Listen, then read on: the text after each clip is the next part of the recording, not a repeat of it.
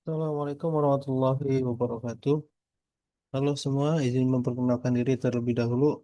Nama saya Muslim Asidiki, mahasiswa Universitas Cyber Asia. Di sini saya akan mempresentasikan tugas UAS, yaitu presentasi activity report pada penjualan. Izin share screen terlebih dahulu.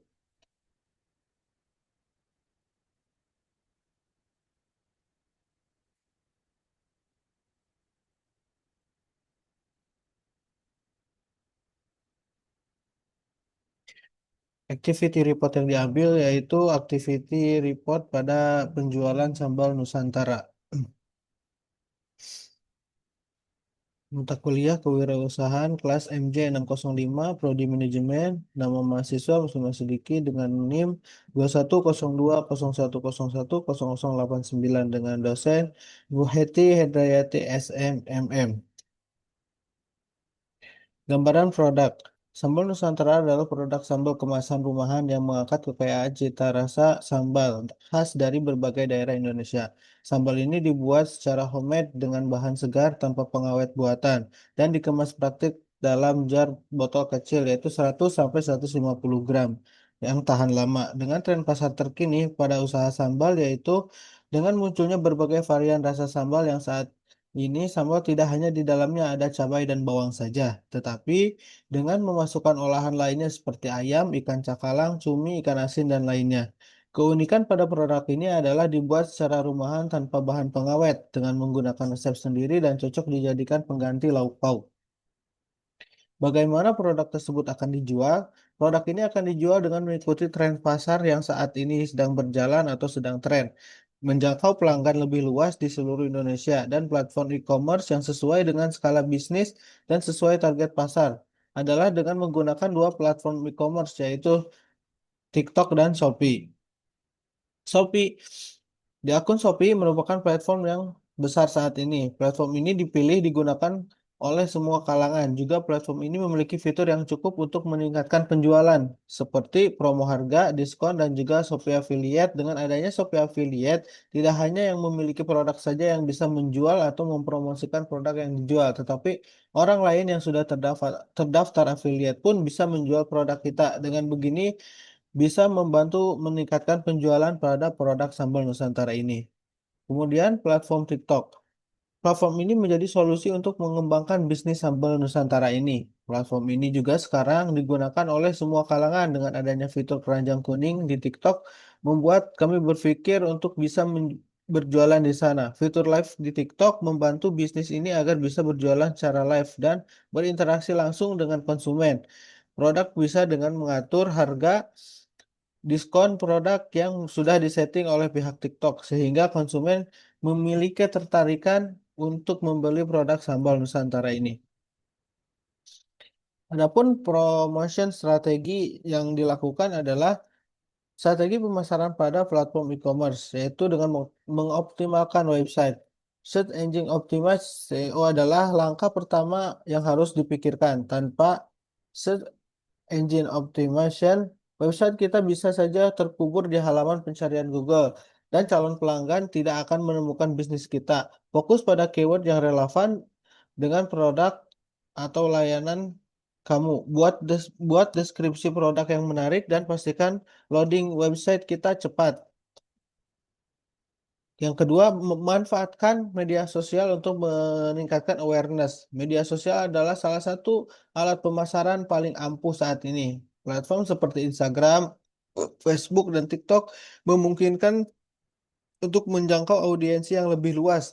Jangan hanya posting foto produk saja. Coba buat konten yang engaging seperti video tutorial, live streaming, atau bahkan giveaway. Semakin interaktif, semakin banyak orang yang tertarik dengan brand. Yang ketiga, email marketing. Banyak yang mengira email marketing sudah ketinggalan zaman, tapi sebenarnya strategi ini masih sangat efektif. Dengan email, kamu bisa mengirimkan penawaran eksklusif, mengingatkan pelanggan tentang keranjang belanja yang belum di check out, atau sekadar mengucapkan terima kasih setelah pembelian.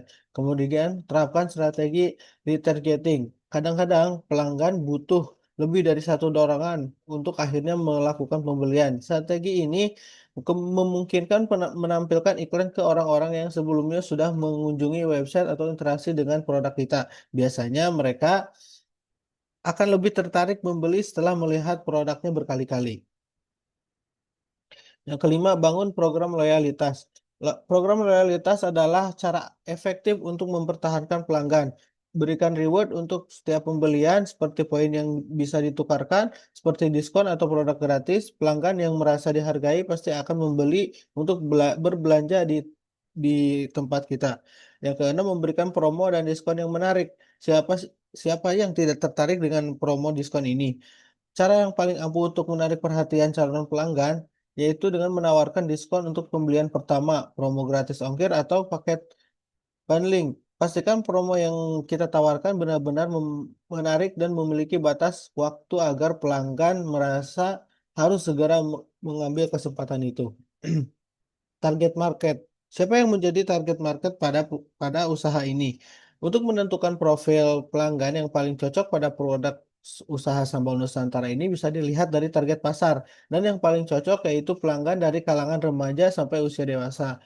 Terutama untuk anak kos dan pekerja kantoran. Karena selain enak, juga sambal Nusantara ini dibuat tidak ribet yaitu dalam bentuk kemasan. Jadi anak kos ketika bingung mau makan apa, sambal Nusantara ini bisa jadi solusinya karena mereka bisa stok dengan jumlah yang mereka inginkan. Begitupun dengan para pekerja kantoran yang berada di perantauan.